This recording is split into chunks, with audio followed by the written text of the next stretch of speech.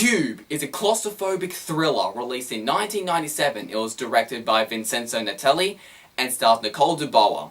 The film follows 6 strangers who involuntarily find themselves trapped in a maze of cubes that interlock within each other, and all these interlocking cubes take the form of one giant cube within a cube shell. With no information as to why or how they got there, each one, varying in personality, have to work together and put their skill and abilities and talents to the test to try and find the one and only exit, aware of the fact that a lot of the cubes are booby-trapped. Now, if you've never heard of this movie, don't worry, because I haven't heard of this movie myself until I ran into it on IMDb a few days ago. And the more research I did about this movie, and eventually after seeing it myself, I realized I had to review this movie. Because this is a very, very, very well crafted and very well made suspenseful thriller. Suspenseful, that is a word that I'm going to be using a lot throughout this review. Because this movie is quite honestly one of, if not the most suspenseful film I have ever seen in my entire life. But one thing I need to point out is that don't confuse the word suspense and thriller as a horror. Some people are calling this a horror movie, but I think that this is a way too tame movie to call it a genre that is that intense. This is not a big, terrifying film that is going to scare you. It is not. If you go into this movie expecting horror, lots of gore and jump scares, and you're wanting that and expecting that, you're going to be disappointed. Because this is not a big, terrifying film. But instead, this is a very well crafted, suspenseful, psychological thriller. And I loved it. This movie likes to build genuine suspense. There are no loud, stupid jump scares that are meant to make you jump in your seat every 3 minutes. I was going into this movie extremely cautious for jump scares, and I can say that there is none. There is not a single jump scare in this movie. And this movie is not overly obsessed with gore. Now yes, this movie is relatively violent, but considering I love movies like Terminator 2 and Die Hard, this movie really isn't too bad. I will agree that there are 2 relatively gruesome deaths in this movie, but I don't think they're that bad, and I think it's kind of needed because A, it happens very early on, and B, I think it's necessary because it does a great job of really establishing what this cube can do and how dangerous it can be if our characters don't traverse through it carefully. But I am not exaggerating when I say this is the most suspenseful movie I've seen in my life. There's not an awful lot of action in this movie. This is a very dialogue-driven film, with lots of conversations, and it really builds on atmosphere, storytelling, and it utilizes this horrible situation these characters are in to build its suspense. My best way I can describe to you of how suspenseful I found this movie is basically to give you an example. Now, without giving too much away, but there's a scene sort of around halfway through this movie where the characters have to traverse through a cube that has a trap in it, but the trap is sound activated. So they have to make their way through this cube without making a single noise. And if they make one tiny sound, they're dead. Everything to the complete lack of sound and the fact that one of the characters is really, really unpredictable when it comes to making noises, and everything about this scene had me on the edge of my seat and my hair standing up the entire time. It was incredible. And speaking of characters, that leads to one thing I absolutely adore about this movie. The characters aren't stupid! You know how you got those movies, really any movie in general, where you got a character that goes down into the basement alone when they're hearing really loud noise, or, hey, let's split up! Or something ridiculously stupid and you're just watching going, no, don't do that, no, that's stupid, you're doing it, yeah, you're gonna die. Oh, yep, you're dead. Told you so! This doesn't happen in this movie. The characters actually come up with really, really incredibly smart and intelligent ways, and they stop to think and strategize and come up with a method and a strategy on how they're going to try and escape the cube. And if they come up with a plan that backfires, they'll stop to think of something else. And this instantly makes most of the characters in this movie really likable. There are some characters in this movie who are so clever and so smart, It allows me to root for them and make me want to see them get out of the cube alive. And all these characters widely vary in personality. And I guarantee you that if you've seen this movie, or if you're going to see this movie, you're going to have at least one favorite character. I heard some people complaining that they weren't really a fan of the acting, but I honestly don't know what they're talking about because I thought the acting was fantastic. I truly believe that if this was a situation that would actually happen, this is how the people within the cube would act like. It honestly feels like they are legit people, and that leads to great writing, great dialogue, and great performances. While they do all have one specific personality trait that helps them and they can take advantage of to get through the cube safer, however, these are really well fleshed out three-dimensional people, and it feels like actual people with lots of layers to them, and that's due to great writing. And what I mean by this is that my perception for some people at the beginning of the film were completely different to my perception of people at the end of the film. And those who've seen the movie will know exactly what I'm talking about. I also think that the interactions between the characters are fantastic, and due to these really clever woven in interactions, I feel like that I'm looking at a movie that has a lot to say about trust and selfishness versus loyalty, and how this kind of situation can affect you as a person. And that's where the aspect of the psychological thriller comes in. Moving to more technical side of things, the cinematography is fantastic.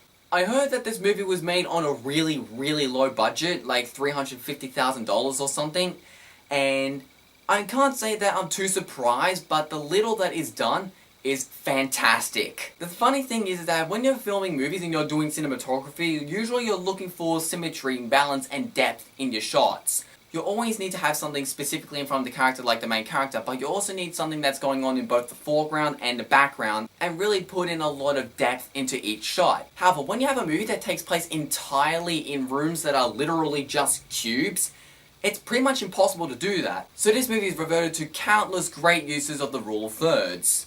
And the set design is incredible. Now, since this movie was done on a low budget, I heard that this movie was made entirely with just one cube, and it had one specific design and everything. And I think the design of the cube is really, really cool, and they do a lot of things with it that I absolutely love. And I also love how they are very dimly lit, which really reflects to the darker tone that this movie has. And I also love how the cubes are multicolored. So let's say you start off in the white room, then you go to the next room which is blue, then you can go to the next one which is green, the next one which is yellow, and then sometimes you might go back to white, and sometimes back to blue. So the multicolored cubes really keeps the film visually interesting. And the traps themselves are all very, very creative. When this is on a low budget, you would expect the same kind of trap in every single one that is trapped. But the thing I love about this movie is that all the traps are unique and completely different. And they're very, very creative. And they are all operated in different ways. And also, the thing I love about this movie is that it's filmed in a way so it feels like that you're in this cube with everybody else. I don't feel like I'm watching a movie, I feel like I'm physically in there with everyone, which is a fantastic achievement. Also, upon first viewing, the atmosphere of this movie is pretty creepy. The film starts off with somebody waking up, and as he wakes up, he hears all these really weird sounds coming from outside the cube, and it sounds like this thing that's going around your head, and it's especially noticeable if you're watching in either surround sound or with headphones. But there's this weird, ominous noise that's going around your head, and it's really creepy, and it makes you wonder what on earth is going on outside of this cube. And it really adds a really creepy and ominous feel throughout the entire movie. The film's ominous, quiet, and eerie sound design throughout the entire film overall adds a really creepy atmosphere. Now, with the atmosphere and the set design and the entire thing taking place in cubes, even though that the cubes are multicolored, let's face it, the film takes place entirely in these rooms, and the film is an hour and 30 minutes long. Now, you would think that an hour and 30 minutes of the same room, only just changing colour every so often, would eventually get boring. And I was never bored. This movie had my attention the entire way through, which is great. The film also leaves itself up to interpretation. It doesn't explain a lot of things. It raises a lot of questions and intentionally doesn't answer them. Now, to some people, they may be considered plot holes, but considering they do bring these things up, and they never talk about them again later on, I think it's intentional, because it's leaving it up to your interpretation, and these questions, you get to decide the answer. Stuff like, who built the cube? What built the cube? What's its purpose? Why is it there? How is it that it's so big and yet no one outside sees it? Is it digitally activated so it all automatically activates the trap when someone comes in and all these sensors and stuff? Or is someone at a control panel controlling everything that happens with secret security cameras or something? Why are all these people in here? Why are all these specific people chosen? Why is it that some of the cubes are trapped and some of them are not? If this thing is specifically designed to kill people, you would think that every other cube that isn't the main one that you start in would be booby-trapped. Or the fact that when everybody wakes up, they're all wearing prison-like outfits. They're wearing the same outfit with their name on the shirt. How did they know their names? And all of this other stuff. None of this is answered, and it's all left up for interpretation, which is brilliant. I personally love it, but this can break the film for some people. Those people who want an overall structured film that has closure and has an ending and has answers, and you want to know all these questions and you want answers, this film is going to disappoint you, because it's a very interpretation type film where it doesn't give you an exact answer, but you get to decide the answer. And I've got to love movies that do that. Admittedly, sometimes when there are unanswered questions, sometimes they can be convenient and they can lead to unanswered questions / plot holes, and those I despise. However, I think this is done in a way where it feels like they are letting me decide, like, yeah, we could have our own answer, but we want to see what you can come up with. And I'm starting to get my own interpretation of the way the cube works, but I'm not going to go into it, mainly because this is a review, not a theory, and I don't really want to get into it for spoilers. But all these unanswered questions that leaves it up to your interpretation makes this movie extremely thought-provoking, which can allow for a great rewatch value. But I will admit that this movie is not for everyone. If you don't like violence, if you don't like claustrophobic movies, and you don't like the idea of the booby traps, if the idea of the booby traps scare you, then this movie's not for you. But if you're like me and you love movies that are great, well made, and have great genuine suspense, then this is a must-watch. I cannot recommend this movie enough. I have but 3 problems with this movie. Well, really more 2, actually. The first one is the fact that some of the effects are slightly dated, but that I can kind of forgive because A, this was done on a really, really low budget, and B, it came out in 1997. So, with the low budget and coming out in the 90s, you can expect some dated effects, but some other effects are really, really good.